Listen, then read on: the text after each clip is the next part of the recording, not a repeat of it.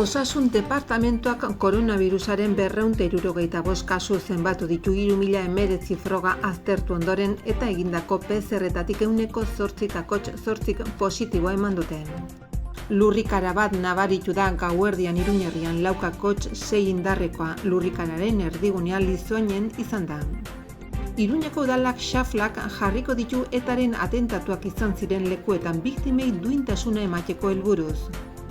Santos Kontseilariak eta Nafarroko Fiskal Nagusiak 2030erako justizia moderno, digital eta hurbilako baterantz aurrera egitearen alde egin dute.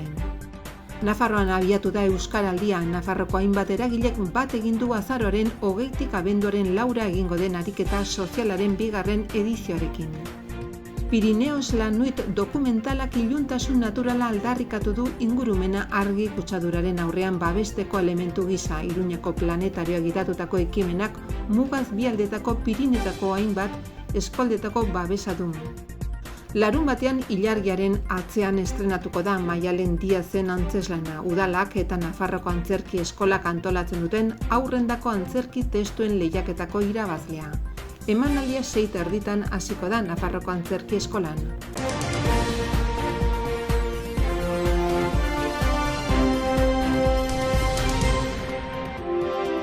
Nafarroko Osasun Publikoaren eta Lan Osasunaren Institutuak emandako datuen arabera, Osasun Departamentuak koronavirusaren 275 kasu berri zenbatu zituen. Azken orduetan, Osasun Sistema Publikoan 3019 PCR froga egin ondoren, eta 8,8 positiboa eman dute. Halaber, 2 pertsona hil dira, 80 urteko gizon bat eta 87 urteko emakume bat.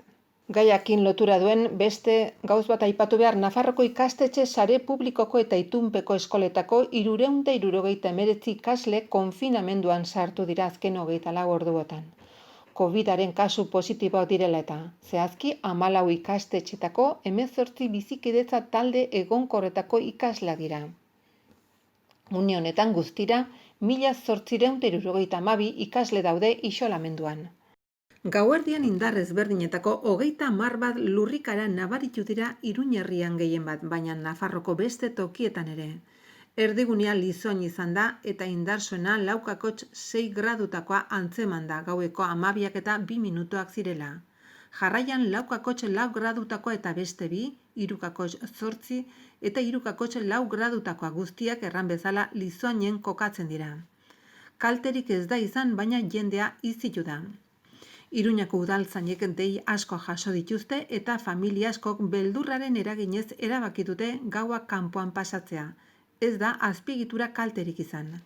Iruñerritik urrun dauden tokitan ere nabaritu da, esate baterako Tutera, Lizarra, Lesaka, Izaba, Elizondo baitere Donosti, Logroño, Zaragoza, Huesca edo Barcelonan ere. Iruñeko udalak eta etaren biktimen Nafarroko elkartea Anbitek lankidetza hitzarmen bat sinatu dute. Horren bitartez konpromiso hartzen dute xablak jartzeko eta Iruñan egindako atentatuen tokitan biktimei duintasuna emateko bitarteko gisara. Iruñeko alkate Enrique Maia eta Anbiteko lehendakari Jose Ignacio Tokak sinatu dute udaletxeko harrera aretoan egindako ekitaldian. Hitzarmenaren bidez udalak konpromiso hartzen du baimen emateko etaren biktimen Nafarroko elkarteari xaflak instala ditzan, etak Iruñan egindako atentatuen tokitan eta horretarako jabari publikoa erabiltzeko behar den lizentzia emanen dio. Udalak bere baliabideak erabiliko ditu xafla paratzeko eta zortzaien begiruneaz mantenduko ditu bat etorrita haien duintasun eginkizunarekin. Iruñeko udalak eta Anbite jarraipen batzorde bat eratuko dute hitzarmenaren puntu guztiak betetzen direla bermatzeko. Sinatutako hitzarmenaren bidez etaren biktimen Nafarroko elkarteak konpromiso hartzen du xafla bakoitzan idatziko den testua zehazteko eta guztietarako eredu komun bat ezarriko du.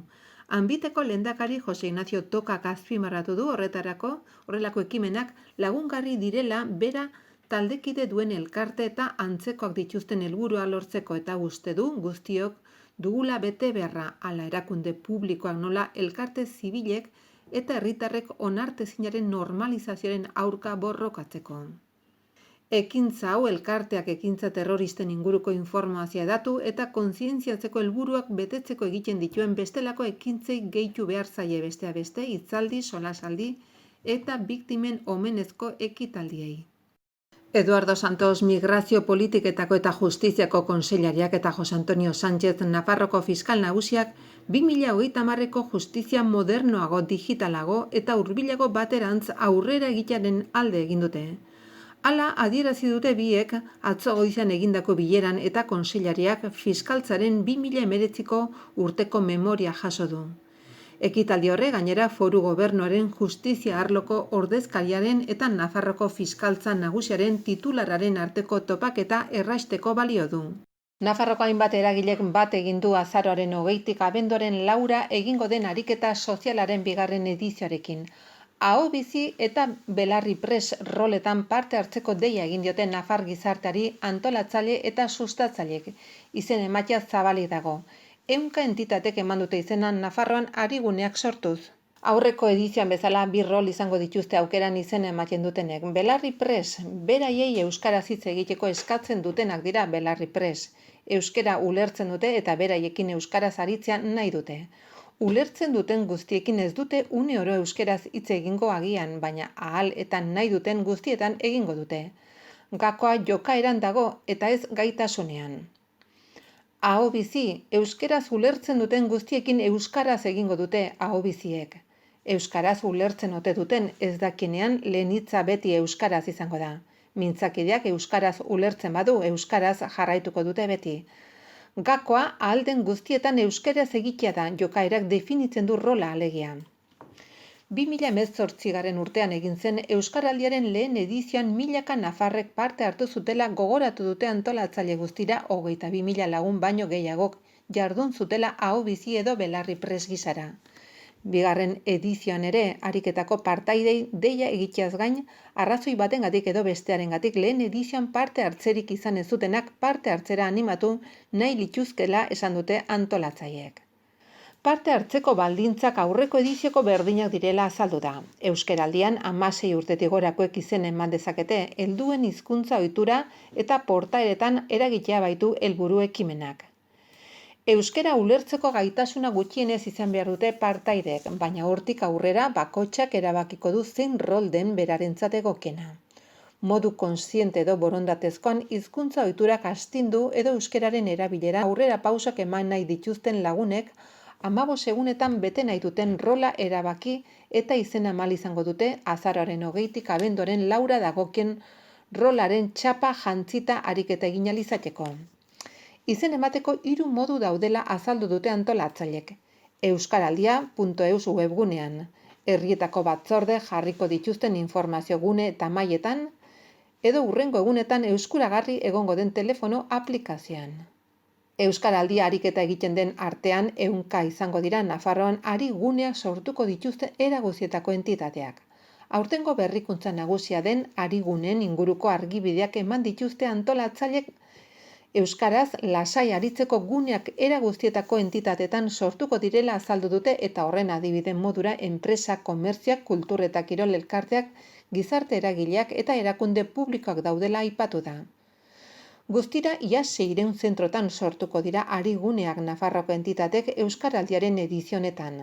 Euskaraldia bertan da, erran nahi baita, 2020an, Euskaraldia azaroaren 20tik abenduaren 4 eginen dugula, hau da, ariketa kolektibo bat euskaraz dakiten pertsona guzien hizkuntza ohiturak aldatzeko gizarteko sektore guzietara bideratua. Zenbat gara, asko eta ez aski lehen Euskaraldian milaka eta milaka lagunek parte hartu zute, baina helburua bigarren honetan kopuru hori handitzea da, gehiagotan gehiagorekin egin dezagun.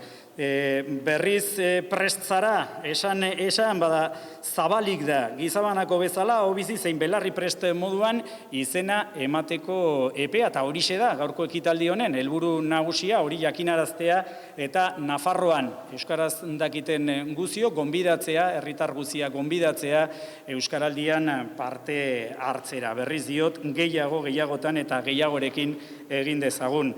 Beraz, Euskaraldia bertan da, eta Euskarabideko zuzendari kudeatzaile Mikel Arregi eta Nafarroako Euskaltzaleon topaguneko Oskar Zapata ere bai, biok ditugu ez ogoltzara, baina bai mikrofonoaren aurrera atera biok. Egun on guztioi. eta eskerrak topaguneari ekitaldi hau egoera honetan eta antolatzeko izan duzuen prestutasunagatik. Bueno, nik gure plan estrategikoan esango nuke Euskaraldiak ardatzetan kokatuta, lehentasunezko ardatzetan dagoela. Plan estrategikoak 7 ardatz ditu, horien artean lehenengo ardatza hain zuzen ere Euskaraz bizi ardatza da, horrela deitu genuen, eta ardatz horren helburua da hain zuzen ere erabilera sustatzeko neurriak jasotzea. Orduan esango nuke plan estrategikoaren bizkarrezurra erabilera dela, gainerako ardatzen bidez bilatzen dugulako erabilerara erakartzea herritarrak. Alde batetik ezagutza handitzeko helburua du plan horrek, sustapena, administrazio publikoetan neurriak hartzea eta euskararen aldeko jarrerak ere lantzea. Horiek guztiek janzten dute plan osoa erabilerara begira.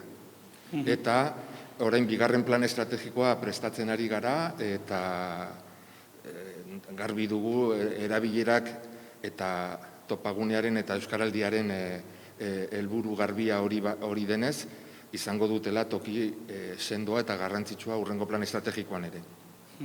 Bistan da beraz tokia badutela zuen plan estrategikoan, ederki uztartzen direla helburu estrategiko horiek euskaraldiarekin, hurrengo galdera da, ea zertan datzan bi erakundeen arteko hitzarmena, izuzen ere, euskaraldia aurrera ateratzeko. Bai, bueno, hor kontuan hartu behar dugu, 2007 urtera arte harremana izan da gehien bat laguntzea, diru laguntzen bidez, topagunearen jarduna laguntzea. 2007aren bukaeran, ja aurkeztu zigutenean euskaraldiaren proiektua hor ikusi genuen eraiki behar genuela elkarlana lankidetza formalago bat, beharrezkoak direlako baliabide ekonomiko egokiak olako proiektu bat aurrera ateratzeko. 2018an sinatu genuen hitzarmena, horren bitartez gauzatu zen lehenengo euskaraldia bideragarriago egitea, eta argi ikusi genuen harreman horrekin jarraitu behar genuela, strukturatu behar genuela. Azken finean, nolabait, alde bakoitzak bestea behar duelako.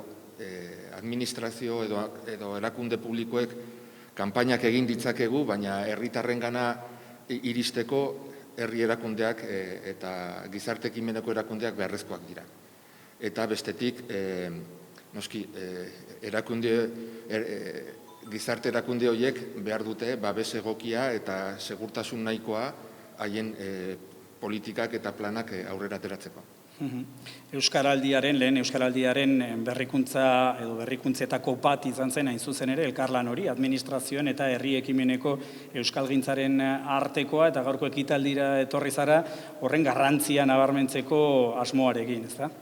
Bai, hori nik uste hitzarmenak jasotzen duela elkarlanerako nolabait egitura formala, baina gero hori guztia elikatu behar da. Gainera, nik esango nuke elkarlan horretatik ere guri ataza berriak ere etorri zaizkigula edo pendiente genituenak, ez? Esate baterako niretzat aurtengo euskaraldiaren berrikuntzarik nabarmenetakoa ariguneen dinamika sortzea da, eta nik esango nuke administrazio publikoetatik badugula zer egin, hain zuzen ere, herritarrentzako gune erosoak, erabilera gune erosoak sortzeko ardura jarri zaigulako gure teilatuan, eta horri nahi baino beranduago pandemiak ere nolabaiteko geldialdiak ekarri dizkigulako guri, etenaldiak, horretan sinisten dugu eta elkarlan hori guretzat garrantzitsua izango da, identifikatzeko ere non den lehentasunezkoa arigune horiek identifikatzea eta martxan jartzea. Egun on guztiei, eta eskerrak etortzeagatik. Ez da egoera samurra, garbi dago inguruan baditugula denok lagunak eta ingurukoak geizki pasatzen ari direla, osasuna garrantzitsuena da eta egoera honetan zaindu beharreko kontua da. Horrekin batera, etorri da nolabait krisi ekonomiko potente bat eta eragin handia izan du erakunde guztiengan eta baita langile eta mota guztietako nolabait entitateengan. Hori guztia uztartzen saiatu gara urte osoan zehar eta horretan ezinbestekoa izan da ere nolabait elkarlan horren nolabait babesa sentitzea lehendabiziko unetik, ez da. Elkarlanaren garrantzia nabarmendu du Mikelek, zer diozuzuk elkarlanaren inguruan? Bereziki estimatzekoa dela urten Euskara Bideak behintzat topagunerekiko izan duen jarrera egoera txartu zenetik. Egia da, martxoan inorketzekiela ze aukerak egongo ziren aurrera egiteko edo ez egiteko. Eta lehendabiziko unetik babes hori sentitu dugu eta ikusi dugu gaur arte babes hori mantendu egin dela eta hori oso garrantzitsua izan da Euskaraldia aurrera eraman ahal izateko. Aurtengo berrikuntza ariguneak, Arestian aipatu dugun bezala, zer moduz funtzionatu du berrikuntza horrek egoera ezoiko honetan? Ez da samurra izan. Herri batzordeak aritu dira herri-herri, entitatengan, denda txikiengan, elkartengan proposamen batekin jotzen, ez da, ariguneak sortzeko, arigunea zer zen esplikatu behartzen, alegia euskaraz aritzeko leku lasaiak eta edo gune lasaiak, eta aldi berean dendatxo horiek izten ari ziren, elkarteak itxitak zeuden, bat zegoen nolabait egoera oso konpleju bat. Horren aurrean zenbakia, 585 entitatek eman dute izena Euskaraldian parte hartzeko Nafarroan bakarrik. Zenbakia bada, garbi dago. Baina uste dut azpimarratu behar dela, zenbakia importante izanik ere, egin diegun planteamendua ez dela Euskararen aldea agertzea. Baizikan, Euskararen nolabait Euskaraz zentratutako ariketa batean parte hartzea. Beraz, lana hartu behar izan dute, aztertu behar izan dute, zein den beren egoera eta urratsak planteatu. Nik dut horrek meritua handia duela egoera honetan. Nola nahi ere, Arestian sarreran aipatu dugu, gaurko ekitaldiaren xede nagusia dela gizabanakoak, herritarrak animatzea, izena ematera, aho bizi edo belarri prest moduan. Egin behar nuen, karrikiriko ondarruk egiten zuen txistea, edo egiten duena hainbatetan, aho bero edo belarri motz, ezta? Bi rol horietan izena ematera deitzeko ekitaldia da gaurkoa, horri egiteko zein da mezu nagusia. Nik uste dut ongi jasotzen duela Euskaraldiak bilatzen duen helburua, leloak berak ez, gehiagotan eta gehiagorekin, eta azken batez, oraingo honetan berrikuntza, arigunearen berrikuntza planteatzen dugunean, helburua da espazioak irabaztea, norberaren inguruan, norberaren bizitza sozialean, laboralean ditugun inguru horietan Euskaraz gero eta gehiagotan egitea, ez da?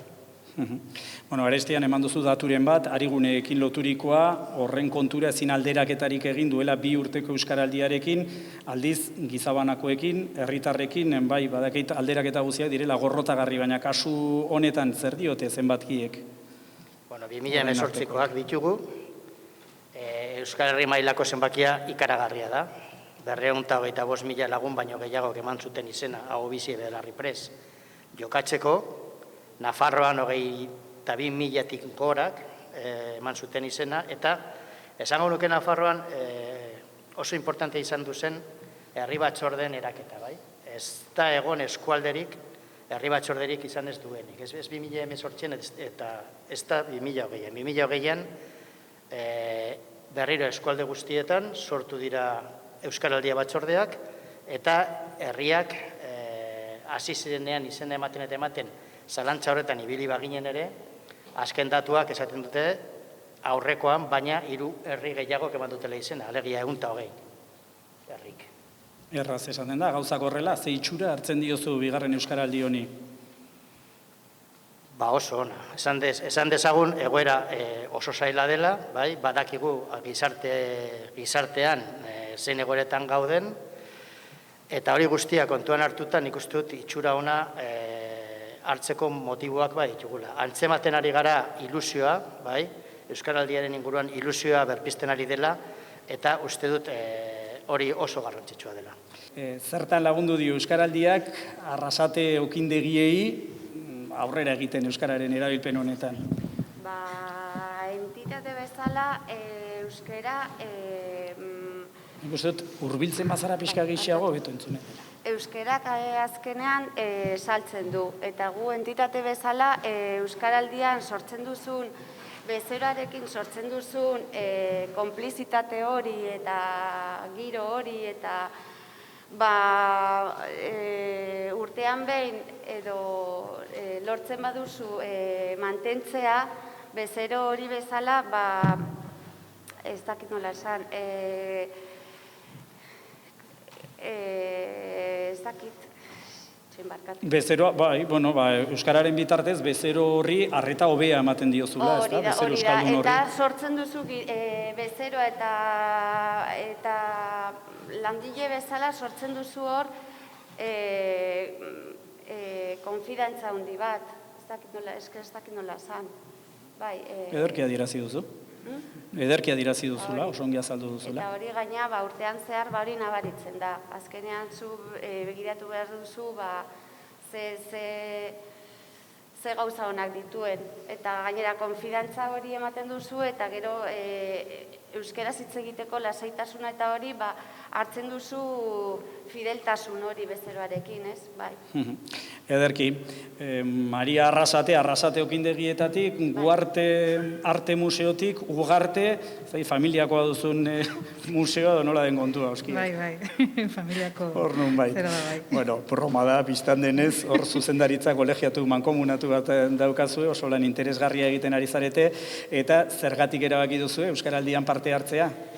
Bai, guretzat orokorrean hemen euskera badu halako presentzia bat, baino beti esan dezagun modu ez ofizial batean, edo testuinguru ez ofizial batean. Orduan, honek ematen digun, Euskaraldiak ematen digun aukera da, hori, sartzea testuinguru ofizial batean, modu batean gauzak pentsatuak egitea, ez, meditazioa egitea, praktikatzea, eta ez, aukera horiek fokalizatzea edo, nolabait zehaztea. Maria, zer rol hartuko duzu zuk pertsonalki, ez ari gune bezala, eta pertsonalki ze izanen zara? Ahobizi ala Belarri Prest? Aurten Belarri Prest. Belarri Prest aurten. Duela 2 urte? Ahobizi izan zinen. Eta zergatik erabaki duzu rol aldatzea? Beitu, beste ekitaldian nabaritu nuen, segun ze lekutan edo ze egoeratan, ahobizi zailtasun batzuk aurkitzen dituela ez rol hori uko ez egiteko. Eta aurten buelta eman diot eta uste dut Belarri Prest ez dakit, niretzat emango didala beste punto bat, ez dakit, errazagoa izango zaidala. Ederki, Belarri Presta gaina oso beharrezkoak dira, eta topagunetik duela 2 urte amaitu zenean Euskaraldia, esan zuten, akaso garrantzi handiegia eman diegu ahobiziei eta txikiegia Belarri Prestei, beraz, eskertzekoa. Batzuei zein bestetzuei, oskia, zer esanen zenieke, nola animatuko zenituzke herritarrak rol horiek hartzera?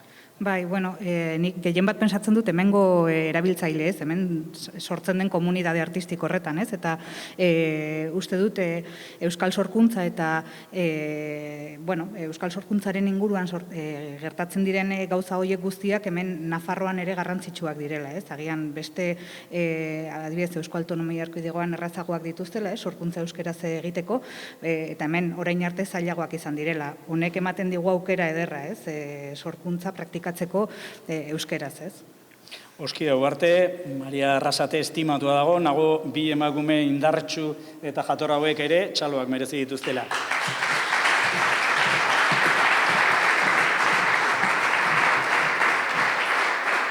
ere, sare berriak sortu zituela euskaltzaleen artean, herririk herri, auzorik auzo, batzordeak sortu baitziren euskaraldia antolatzeko. Milaka dira, edo ehunka eta ehunka dira behintzate Euskal Herri osoan, eta horietagako bi, edo horien ordezkariak deituko ditugu jarraian oholtzara, ez bi, baizik eta hiru. Azkenean, Kika Monarri, Zoian Kogarde eta Oier Sanjurjo, hurbildu favorez, ze giro somatzen duzun bigarren euskaraldi honen atarian? Nik uste giro zail batean egokitu zaigula, antolaketa guztia. Uda aurretik espero genuen ja beste dinamika bat, beste hori zen gure asmoa, COVID etorri zen, dena gelditu zen, herri batzorde asko erabat geldirik egon dira, beste batzuk nola edo ala, arrankatu dute, beste batzuk indartsuago, baina erasan digu fuerte, COVID-ak. Eta orain txari gara, nik uste, indarra hartzen, eta orain somatzen ari garena da, badagoela gogoa, sortzen ari dela, esango nuke egoera zail baten aurrean gauden kontzientzia badugu, baina aurrera egin behar dugun kontzientziare badugu. Eta euskaraldiak badu mezu positibo bat, badu mezu indartsu bat, badu mezu ilusionagarri bat, jendeak oso ondo hartzen ari dena, baina uste aktibazioa joango dela orain indartzen nabarmen, gainera eta somatzen ari gara, egiten ari diren ekitaldietan, naiz eta distantzia behar dugun, naiz eta kopuru zeren normalian txikiagoak diren, aurrekoan zentralen juntatu ginean jende pila bat eta bidako hemen gaudenak, mugak dira, baina muga horiek gaindituko ditugula ez daukat zalantzari. Eta gainera, nago komunitate bezala horrelako ariketen premia ere badugula pandemia baten erdian, ez da?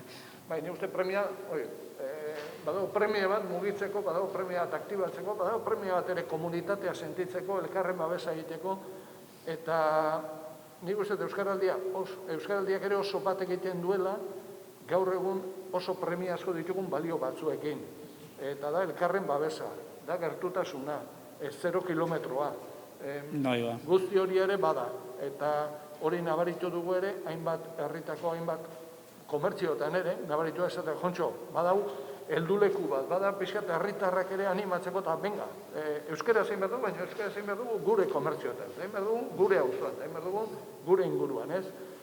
Idea hori oso indartsua da, eta uste oso palanka indartsua dela, ez, eta ez ona, ez bakarrik euskararen zat. Uste dut, elkar bizitzaren zat, ere oso onuragarria izango dela. Aipatuzu euskaraldiaren alde positibo hori, nik esan nuke jin eta jan, oso euskalduna da halaber, baldintzarik gogorrenetan onena ematea, ez da, eta ez egin euskaraldi hobea inoizko baldintzarik okerrenetan, eta euskaldunok horrek ere pizten gaitu, ez da? Bai, badugu pixka kontrarako jogera hori, izokinarena badugu. Hori da, oso sartu da. Bueno, horren adierazgarriara izan liteke eta oso datu ikeragarri datu ona da, duela 2 urte baino udalerri gehiagok. Izena eman izana, baita Nafarroan ere, udalerri gehiagok eman dute izena, garai hauetan, egoera hauetan, horrek ere adierazten du euskararekiko atxikimendu soziala indartzen ari dela, eta gogoa dagoela. Heldulekuak behar ditugula ere, esperantza hartzeko eta esateko jontxo. Egoera zaila da, baina eman behar diogu buelta honi. Eta horretarako ere balio behar dugu. Eta azkenik batzutan jakintzate ematen dugu, horren jakina ez dena. Hain zuzen ere, gaur animatu nahi ditugu herritarrak hau bizi eta belarri prest izatera, jakintzate ematen ditugu birrola, baina aipatu dugu. Aurreko euskaraldiaren amaieran, topaguneko, ez bakarrik zuzendaritzan, baizik eta oroar euskaraldiaren inguruan egintzen gogo eta hori, ez da? Ez ote zitzaion garrantzi handiegia eman hau biziari eta txikiegia belarri prestari. Zertan datza bat eta zertan datza bestea? Lehen Mariak ere ipatze zigun, bere kasuan nola. Lehenengo, harritarra izango diogu, bera, atera dia, Biorriko oso simpleak, oso politiak, oso argiak, eta hementxe izena eman baino lehen, mesedez, irakurri. Irakurri zer den hau bizi bat eta zer den belarri pres bat. Hasteko esango dugu, zer ez diren. Bota.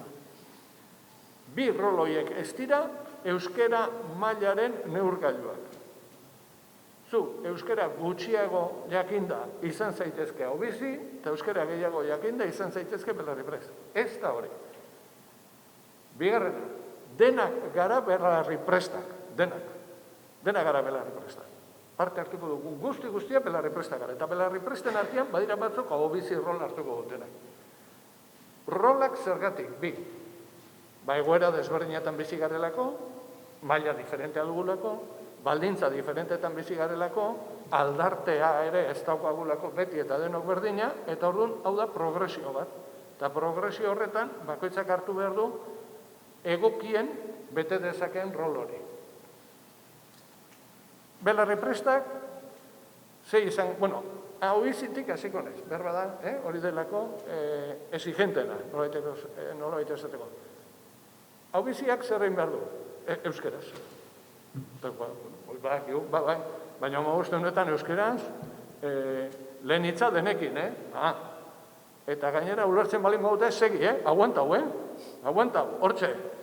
Eta lagunekin, dendariekin, baina ohe barruan ere bai, euskeraz, aguantau, Orduan, batek esan dezake, Jontxo, agian niretzako hori ez dakit banik lortuko dudan, Jontxo, orduan, lasai, belarri presta, baina belarri presta ez da bakarrik entzun, ez, belarri presta da, gutxienez entzun, hori da gutxienez. Eta, ari, zuzentzen zaizkion, guztiek euskera zengo diote. Eta hori da eskatzen ari dana belarri presta, niri euskera zegin denek. Eta gero, dago mailaketa bat, eta belarri prest batzuk izango dira, beti lehenengo hitza euskera zengo dutena, beste batzuk ez. Belarri prest batzuk izango dira, inguruko hile guztiekin euskara zengo dutenak. Eta beste batzuk, gutxixo, gutxiago dakitelako, edo baldintzak diferenteak direlako. Orduan, uste dut, hori, ondo bereiztu behar ditugula, eta gero, belarri prest txapa eraman, edo hobizi txapa eraman, errespetatu. Aurreko euskaraldian izan zen bat esateziana, bida, nik irakurri ditut baldintzak oso ondo. Egun ditzen ikastaroan, eta esan hon. Bueltak eman da, eta esan, ninez belarri prest, pasadut euskaraldi guztia, batzuei esplikatzen zergatik nahi zen belarri prest, eta ez hau bizi. Hori egin dezagun denok, irakurri instrukzioak, begiratu ondo, eta gero, errespetatu ditzagun, norberak hartu dituen erabakiak, erabaki guztiak dira. Onak, eta dira aldekoak, eta dira mailakatuak. Hori da. Nago ederki ulertu dela, zu zer izanen zara, Kike? Zer izanen zaren? Hau bizia izango. Hau bizi, ederki. Oianko Garde, saiatu naiz iskin egiten tentazioari, baina azkenean aurkezpena modu honetan eginen dizut, maite gure batzordeak lainoak eskutatzen dizkidanean, barkatu. Baztango batzordeko kidea zara, eguerdion lehenik eta behin. Egunon, baita zure. Eta hortik aurrera, zoiko egoera honetan lanean ari zarete ehunka batzorde hainbat herritan, beste horren beste auzotan, nola ari zarete lanean, nola moldatzen da lana alako ezoiko egoera batean? Egia erran ez da erresa izen, ez? Gu hasi ginen ilusia handiarekin, ari gunen lanketa egiten, estrategiak markatuz eta bertze, eta gero ditxosozko birusa agatu zen, eta konfinamendu garaian hierran aldatu behar izan gintuen gure estrategia guztiek, eta hala ere lanian segitu ginuen, eta konfinamendu garaian ere ariguneak sortzea lortu ginuen, eta orai iraian nahi izan dugu azken txampa hontan izen ematea inarrosi, eta hierran emaitzakin konten gaude, eta orain segituko dugu herritarren izen ematearekin ere lanien fuerte. Hori zen bigarren galdera, zehazki une honetan zertan ari zareten? Oraintxe bertan, hoixen jakitu dugu ariguneen izen ematearekin, emaitza nahiko ona izan da, konten gaude, eta orain gure hurrengo helburua da, herritarren izen ematearekin hastea, kanpaina lanketak, eta batez ere herritarrak aktibatzea, eta komunikazioa ahalik eta hauekin ailegatzea herritarren gana. Ederki, mila esker Oianko, eta jarraian Oier Sanjurjo gurekin, izan ere, ariguneen artean, 500-dik gora arigune horien artean, osasuna izanen da, bigarren euskaraldi honetan. Lehendabizi diosala, eguerdion, Oier, eta lehendabiziko galdera, zer gertatu zen igandean Levanteren kontra, zer demontre gertatu zen? Ez genituela gauzak behar duten bezala egin, ez gora begira eta ez atzera begira, Bueno, haizu, pues, atzera pausu bat, baina izan dadila gero bi aurrera emateko, ez? Hori da, berdegunean atzera pauso bat, eta euskarari dagokionez aurrera pausoak azken bola honetan erruz osasunan zertan lagundu du? Euskaraldiak osasuna entitate moduan euskaran aurrera egiteko, Oier? Jo, pues ni nago oso pozik, ez? Ez dakit, osasuna ezalako klub bat, euskaraldira gehitzea edo batzea, pentsa, dela urte batzuk, pentsa ezina izango litzateke, ez? Eta orduan, hori lortu izana da, seinale, Nafarroan ere gauzak badoazela egiten zentzu honean euskararen inguruan esan nahi dute, eta normaltasunari begira, eta osasuna ezalako entitate batek, badakiguna zer suposatzen duen Nafar guztiontzat, pausuri ematea da oso interesgarria eta ezinbestekoa, baina era berean ausarta, osasunaren aldetik ere, eta pozik nago horregatik. Euskaraldiak lagunduko du euskara kirolaren mundu horretan txertatzen edo bintzat indartzen? Bai, badakizue kirol munduan ere, batez ere futbolan, futbolean ohitura handia dago, azkenean teknizismoak eta esan nahi dute hiztegia eta nahiko erdalduna da, eta edatuta dago hitz egiterakoan, erderaz egitera alde horretatik, baina somatu da osasunan, geroz eta euskaldun gehiago garela tasoaren, eta kluban orokorrean ere, presentzia handiagotu dela, areagotu dela, eta, esan dizudana, azkenean da Nafarroaren gizartearen erreflexu bat, osasunan ere. Ze izaten zara, hau bizi ala belarri prest? Bira, Kikek esan du, denak garela belarri prest, ez da? Baina, belarri prest izateaz gain, hau bizi ere, zen hau bizi naiz egunero, esan nahi dut ni aurrekin beti euskeraz zuzentzen naiz, eta badakizue non bizi garen, Iruña, Lizarra, ni Lizarran, eta daia inguru batzuk, nik uste dute bultzada behar duela batez ere, ezen beste ezagutzak, nahiz eta baita ere, baizik eta erabilerak, hor dagoela benetan lan egin behar den historia, eta Euskaraldia nik uste dut, ematen diola bultzada Euskararen erabilerari. Eta orduan, nahiz eta 14 egun izanik oratzen dut, aurreko saioan, Euskaraldiaren saioan, hartu nuela mekanismo eta ohitura batzuk, eta ohitura horiek mantentzen jarraitu dudala eta oso interesgarria dela horretarako.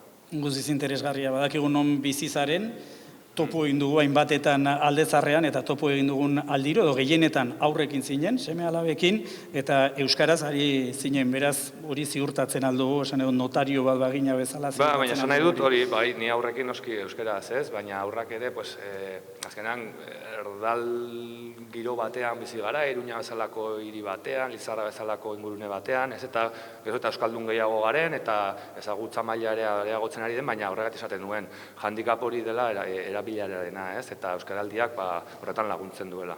Ederki Oier, estimatuan dago, eta amaitzeko aipatuko dugu bertan dela Euskaraldia eta bertan dugula Celestino, Jon Celestino jauna, Jon Celestino is on the house, hor daukagu atzean musikagile handia, sortzaile irudimentsua, aurten berak sustraiko linarekin batera osatu du kantua, eta halaber bideo zoragarria egin du beste sortzaile zenbaitekin batera, ekitaldia gaurkoa horrekin amaituko dugu, bideoklip zoragarri horrekin, eta beti ere oroitaraziz dagoeneko izena emateko epea Euskaraldian zabalik dagoela, estimatua dago.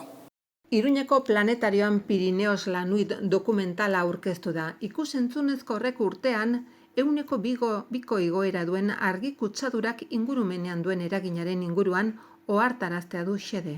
Horrez gain, inguru horretako fauna eta flora babesteko iluntasun naturala aldarrikatzen du.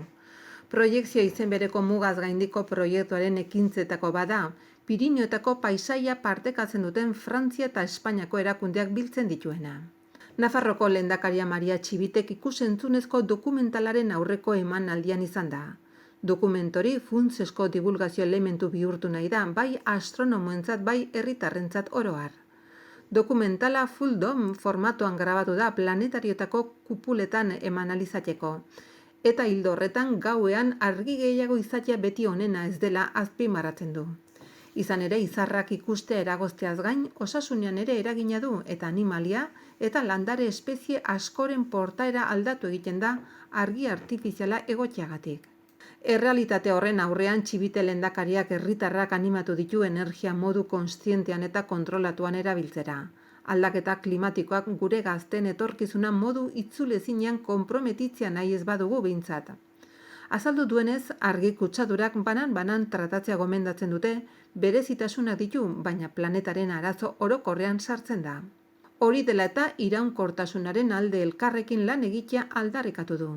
Helburu horrekin bat eginez, Pirineos Lanuit dokumentalaren asmoa da mugaz araindiko ekosistemen kalitatea hobetzen laguntzea, gaueko iluntasun naturala babestu eta errespetatuz. Ahizpa bat eduki nahi duen neska baten istorioa da. Bere nahia lortzeko ilargiaren eta iratxo txiki batzuen laguntza bilatuko du. Horra, Maialen Diazen ilargiaren atzean antzeslanaren sinopsia 2019ko aurrendako euskerazko antzerki testuen lehiaketako sariduna. Larun batean estrenatuko da Nafarroko Antzerki Eskolan. Saioa arratsaldeko 6:30 hasiko da Nafarro Antzerki Eskolan eta sarerak 6 euroan eskuratu daitezke lehiatilan zein webikoitzalaeskueladeteatro.com webgunean. 5 lagunek edo gehiago osatutako taldek 5 euroan erosten ahalko dituzte, baina bakarrik lehiatilan. Iruñeko udalak eta Nafarroko Antzerki Eskolak 3 hamarkada daramatzate aurrendako euskerazko antzerki testuen lehiaketa antolatzen. Gaztelaniaz zein euskeraz.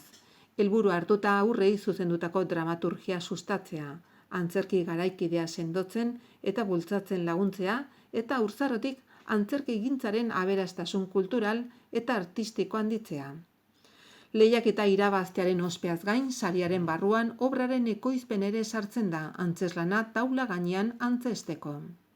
Kultura eta berdintasuneko zinegotzi ordezkaria Maria Garcien Barberena, ikusentzunezko zuzendari Virginia Cervera, ekoizpenaren koordinatzaile Maria Sagüez eta Izaskun Mujika aktorea arduratu dira obra aurkezteaz.